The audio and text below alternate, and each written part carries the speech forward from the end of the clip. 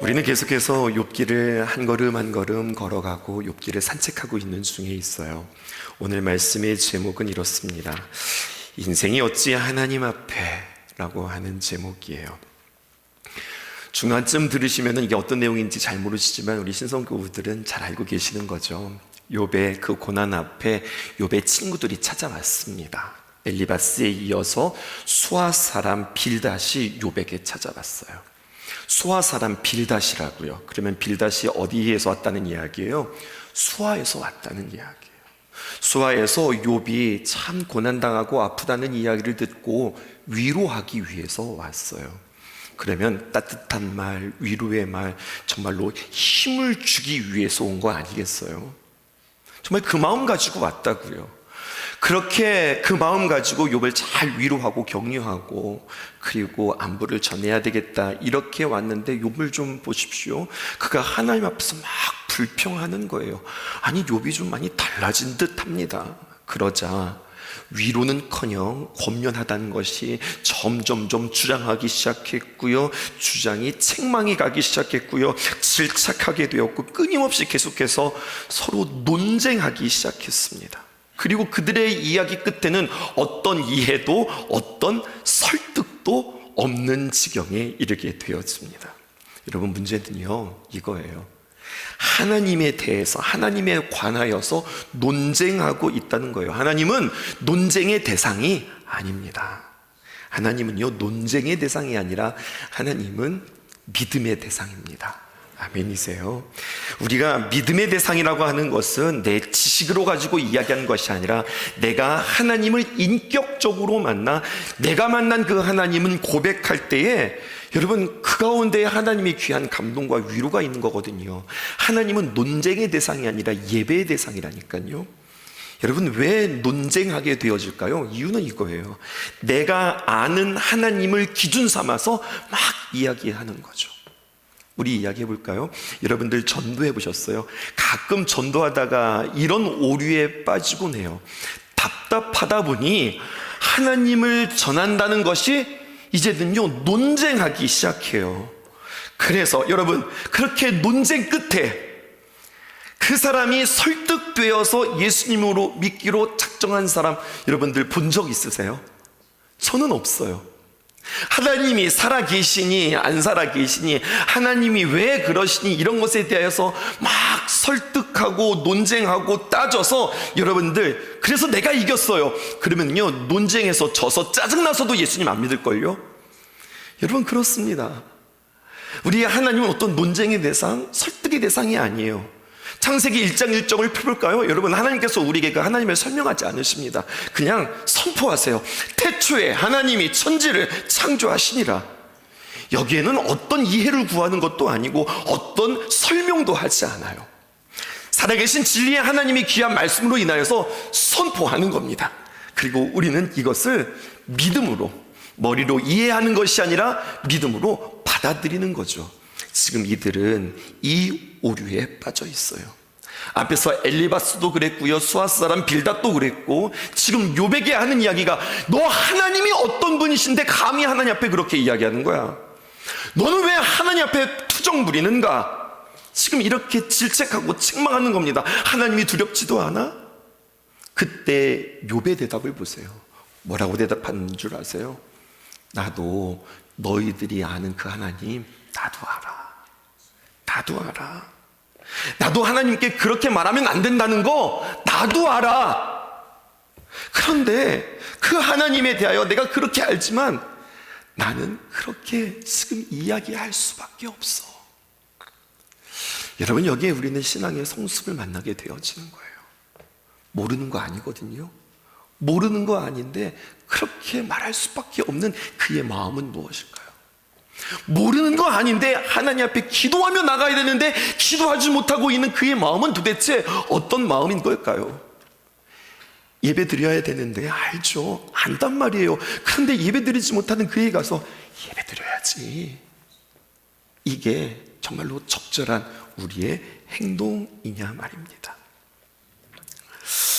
성경은 우리에게 이렇게 이야기합니다. 2절 하반절에 보니까 욥의 고백을 보세요. 이렇게 이야기합니다. 인생이 어찌 하나님 앞에 의로우랴.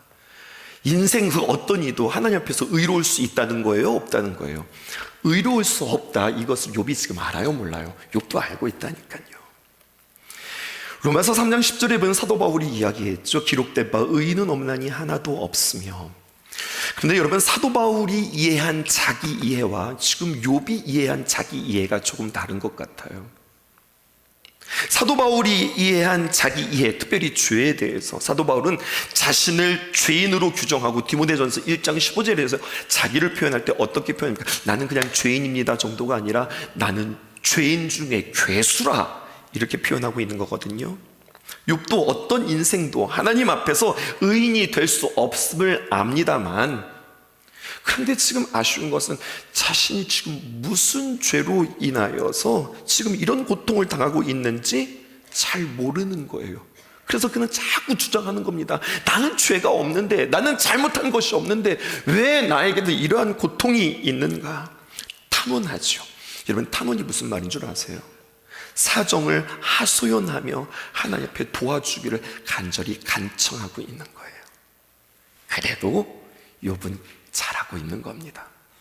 하나님 앞에서 투정 부리고 하나님을 향하여서 때로는 원망하고 때로는 하나님 앞에 따지는 모습이 있지만, 중요한 것은 뭐냐? 그래도 그는 하나님 앞에서 그렇게 하고 있다는 거예요. 그러면서 하는 거예요. 우리 인생도 마찬가지입니다. 대부분 이렇게 되어지면 토라져서 하나님을 떠나죠. 하나님의 하자도 입에 대지 않죠. 그런데 욥은 이해는 되지 않지만, 자신은 지금 불공평하다고 생각하지만, 납득이 되어지지 않지만 그 마음 가지고 여전히 하나님 앞을 떠나지 않고 그 앞에서 탄원하는 모습을 보게 되어집니다. 오늘 본문에 보니 인생이 등장합니다. 인생이 어찌 하나님 앞에 의로울 수 있으랴. 이 인생이라고 하는 단어가요, 오늘 우리가 9장을 만나고 있는데 앞장 7장에 보면요, 이 인생을 어떻게 표현하고 있냐면 사람이라고 표현하고 있어요.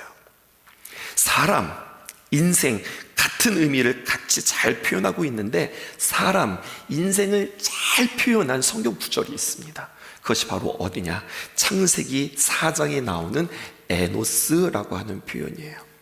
창세기 4장 25절에서 26절을 통해서 우리 인생이 무엇인지 한번 정의해 보십시다. 25절입니다. 아담이 자기의 아내와 동침함에 그가 아들을 낳아 그의 이름을 셋이라 하였으니 이는 하나님이 내게 가인을 죽인 아벨 대신에 다른 씨를 주셨다 함이며, 아담이 하와와 결혼하여서 여러분들 자식을 낳았어요. 큰아들은 가인, 둘째는 아벨. 근데 여러분 잘 아는 이야기죠. 가인이 아벨을 죽였다고요. 그래서 이제 아담과 하와 사이에는 가인밖에 없는 거거든요. 그런데 아담과 하와 사이에 또 한 명의 아들이 나왔으니 외우기 쉬워요. 셋입니다. 셋째, 셋이 나왔단 말이에요. 그런데 이 셋이 또다시 자식을 낳았는데 그의 이름을 뭐라고 지었느냐? 에노스라 지었습니다. 그런데 오늘 성경에 보니까 이 에노스라고 하는 것에 뜻이 있는데 어떤 뜻이냐? 죽을 수밖에 없는 존재, 유약한 존재, 이렇게 자신의 아들의 이름을 그렇게 지었다고요. 아니, 좋은 이름은 아닌 것 같아요. 그런데 자신의 아들의 이름을 에노스, 죽을 수밖에 없는 존재, 너무나도 연약한 존재, 한계의 존재, 이렇게 이름을 지었어요. 그리고 여기에 인생의 본질이 담겨져 있어요.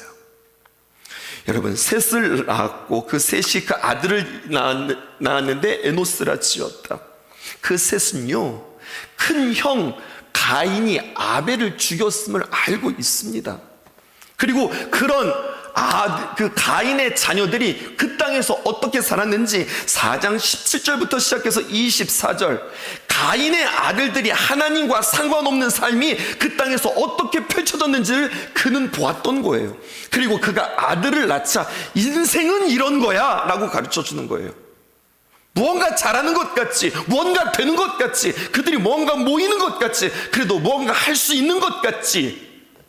그런데 하나님이 도와주시지 않으면 아무것도 안 되는 거야. 하나님이 함께 하시지 않으면 아무것도 안 되는 거야. 너의 이름을 기억해라. 너의 이름은 무엇이냐? 에노스라. 죽을 수밖에 없는 존재라. 우리는 유약한 존재라. 그리고요, 성경은 우리에게 그렇게 이야기해요. 그렇게 그의 이름을 지었으며 26절 하반절에 보니까 그때의 사람들이 비로소 여호와의 이름을 불렀더라. 자신의 그러한 연약함을 알고 비로소 여호와 이름을 불렀다고 성경이 이야기하고 있어요. 뭡니까? 자신의 실상을 깨달은 거죠. 자신의 한계, 자신의 본질을 깨달은 거죠. 내가 아무리 살아있는 것처럼 보여도 어느 날 갑자기 주님께서 오너라 부르시면 한 줌의 죄로 끝날 수밖에 없음을 통감할 때 생명의 근원이신 그 하나님 앞에 하나님 나를 도와주소서라고 고백할 수밖에 없는 존재라고 하는 겁니다. 내 자신을 아는 거, 여러분들 이것이 이렇게 중요해요. 중요하다고 지금 사인이 오는 거예요. 여러분, 내 자신을 아는 거 이렇게 중요하다. 누가복음 15장으로 우리 신약으로 넘어가 볼까요? 탕자가 말이에요, 자기 자신을 모를 때, 자기 자신을 몰랐어요. 그럴 때는요, 살아계신 아버지에게 가서 재산 2분의 1 반을 내놓으라는 거예요. 오히려 아버지께, 살아있는 그 아버지께 으름장을 내놓습니다. 우리 아버지 부자, 어차피 아버지가 부자고 어차피 아버지 저에게 재산을 주실 터인데 미리 끌어다 쓰면 나는 일찌감치 벌어서 차수성가하겠습니다. 그래서 저는 아버지보다도 10배 부자 되겠습니다. 정말 호기롭게 그는 아버지의 재산을 가지고 그는 떠납니다. 그리고 그는 탕자가 되었어요. 그랬던 그가 언제 다시 한번 아버지께로 돌아옵니까? 그때는 언제이냐? 야, 내 능력으로는 돼지가 먹는 쥐염 열매조차도 내 능력으로 먹을 수 없구나. 이것을 깨닫고 자신의 한계에 부딪히자 그때부터 비로소 아버지께로 향한 그 첫걸음이 시작되어지는 거예요. 오늘 여러분들을 만나서 저는 이 말씀을 드리고 싶었습니다. 욥의 친구들은 하나님에 관하여서 이야기하고 있어요. 여러분, 우리는 하나님에 관하여 이야기하는 사람들이 아니라 하나님에 대하여, 하나님을 이야기하는 사람이어야 해요. 여러분, 이 차이 아세요? 저희 장로님께 이야기했어요. 참 우문을 드렸죠. 장로님, 그래서 귀한 일들 감당하실 텐데 무슨 일 하고 싶으세요? 무엇 하실 거예요? 제가 여쭈었다고요. 근데 우리 장로님 그렇게 이야기하시더라고요. 그 우문에 현답을 대답하셨어요. 목사님, 무엇을 하는 게 중요한 게 아니라 어떻게 하는 것이 중요한 것 같습니다. 그것을 가지고 저는 하나님께 지혜를 구합니다. 그렇게 이야기하시더라고요. 맞아요. 무엇을 하든가 보다 더 중요한 것은 어떻게 하느냐가 중요한 거예요. 근데 여러분, 어떻게 하느냐보다 더 중요한 것이 오늘 성경에 우리에게 이야기해주고 있네요. 그것은 바로 무엇이냐면 욥기를 읽으면 읽을수록 하나님에 대한 지식, 하나님을 머리로 아는 지식과 정보가, 여러분, 욥의 세 친구들도 그렇고 욥 자신도 그렇고 그의 고난을 해석할 수 없고 그것 가지고 그 누군가에게 위로할 수 없고 힘이 될 수 없고 오히려 위로한답시고 뭐가 되는 거예요? 지금 논쟁이 되어지고 처음에는 잘하려고 했는데 결국에는 상처를 주더란 이야기입니다. 에노스와 같은 이러한 인생 앞에서, 우리의 한계를 부딪히는 우리의 인생 앞에서 선명하게 주시는 하나님의 대안이 있습니다. 요한복음 17장입니다. 요한복음 17장에 보면 예수님께서 십자가의 귀한 사명을 앞에 두고 대제사장으로서 제자들을 위하여서 이 땅에 마지막으로 주님 앞에 간절히 간구하며 기도하는 부분이에요. 기도 앞부분에 이 내용을 간절히 하나님 앞에 이야기하는데 뭐라고 이야기하느냐? 요한복음 17장 2절, 예수님의 기도가 오늘 말씀의 결론입니다. 아버지께서 아들에게 주신 모든 사람에게, 아버지 하나님을 말하는 거고, 아들에게 주신 모든 사람들, 그들에게 영생을 주게 하시려고 만민을 다스리는 권세를 이 아들에게 주셨음이로다. 주님, 저에게 이들을 다스리는 권세를 주셨지요. 그런데 3절, 영생은 무엇이냐? 죽지 않고 영원히 살아가는 것이 영생이 아니라 영생은 곧 유일하신 하나님과 그가 보내신 자 예수 그리스도를 아는 것입니다. 이것을 기도하고 있어요. 여러분, 여기에 아주 중요한 신앙의 메시지가 담겨져 있습니다. 표현이 좀 어려운가요? 우리 세 번역으로 다시 한번 보실까요? 이렇게 표현되어 있습니다. 아버지께서는 아들에게 모든 사람을 다스리는 권세를 주셨습니다. 왜 저에게 이런 권세를 주셨을까요? 그것은 저로 하여금, 예수님 자신을 말하는 거죠. 이 아들로 하여금 아버지께서 그에게 주신 모든 사람에게 영생을 주게 하려는 것입니다. 영생은 무엇인가요? 오직 한 분이신 참 하나님을 알고 또한 아버지께서 보내신 예수 그리스도를 아는 것입니다. 내용을 줄여볼까요? 영생이란 무엇이냐? 하나님을 알고 예수 그리스도를 아는 것입니다. 이게 영생이란 말이에요. 여기에 생명이 있다고요. 그런데 우리는 이것을 놓치는 거예요. 그리고 우리는 무엇인가? 하나님에 관하여서 이야기하고 하나님에 대해서 이야기한다고요. 여러분, 이것은 지식이에요. 이 영어의 표현을 잘 번역해 보시겠어요? Knowing about God. 하나님에 관하여 아는 거예요. 여러분, 하나님에 관하여 아는 것은 스님들도 알아요. 어제 토요일이었죠. 새벽에 우리 아이들 한 30명이, 우리 교회 학교 아이들이 새벽 예배를 나왔어요. 우리 아동부 전사님 정말로 애썼어요. 아이들이 꼬물꼬물하게 새벽에 나와서 아이들에게 이야기했죠. 여러분, 예수님이 며칠 만에 부활하셨을까요? 3일이요. 예수님이 어디서 십자가에 돌아가셨을까요? 십자가요. 예수님이 어디에서 기도하셨을까요? 겟세마네 동산이요. 알기는 엄청 잘하는 거예요. 아이들 진짜 맨날 전사님이 그런 것만 가르쳤는지 정보는 대단해요. 하나님에 관하여 아는 거예요. 지금 욥의 친구들이 하나님에 관하여서는 뚫어지게 알고 있어요. 근데 하나님을 아는 것, 하나님에 관한 그 지식, 그게 사람의 생명에 건지지 못하더라니까요. 위로하지 못하더라니까요. 영생은 하나님에 관하여 아는 것이라 이렇게 말씀하고 있지 않아요. 영생은 하나님을 아는 것이라. 이것을 영어로 표현해 보면 knowing God입니다. 하나님을 안다는 것은 어떻게 하는 걸까요? 공부해서 창세기부터 요한계시록까지 계속 100번 통독해서 그렇게 해서 아는 것이 아니라 하나님 앞에 서서 하나님을 인격적으로 경험하여 아는 거예요. 그럴 때 우리는 진정한 하나님을 고백할 수 있고요, 예배할 수 있고요, 그 이야기를 할 때 그것이 간증이고요, 그 간증이 그 누군가에게 힘을 줄 수 있다는 이야기예요.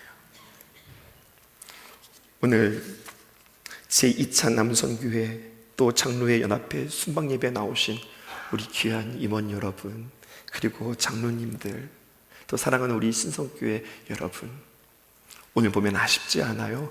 친구들이 먼 길에서 왔다니까요. 위로하고 싶었다니까요. 정말 힘주고 싶었다니까요. 그런데 됐어요? 안 됐어요? 안 됐잖아요. 왜 안 됐을까요? 자신의 지식, 자신이 아는 것, 자신의 생각으로 접근했기 때문에 그래요. 하나님의 귀한 일들을 감당하는 것, 어떻게 하느냐도 중요하지만 내가 하나님 앞에 서서 하나님의 귀한 마음을 알고 하나님을 만나고 하나님이 보여주시는 것, 하나님이 가르쳐 주시는 것, 하나님의 그 귀한 인도함에 따라서 우리가 교회 일도, 지방 일도, 그리고 연회 일도 감당할 때 하나님께서 이루실 줄 믿습니다. 그러한 저와 여러분들 되어지기를 주님의 이름으로 축복해요. 하나님에 관하여 아는 그 지식을 멈추고 하나님을 아는 그 지혜 앞에 온전히 서는 저와 여러분들 되어지기를 주님의 이름으로 축복합니다. 기도하겠습니다.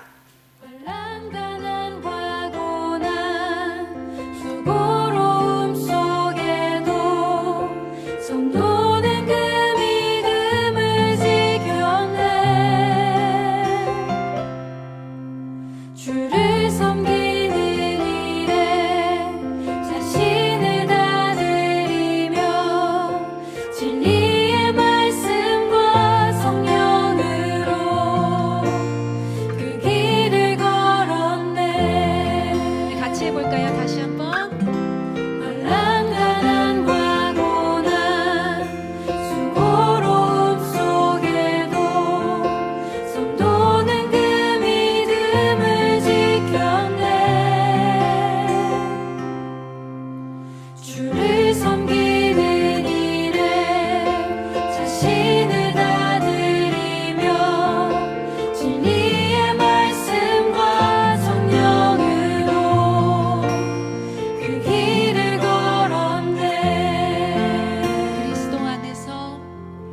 그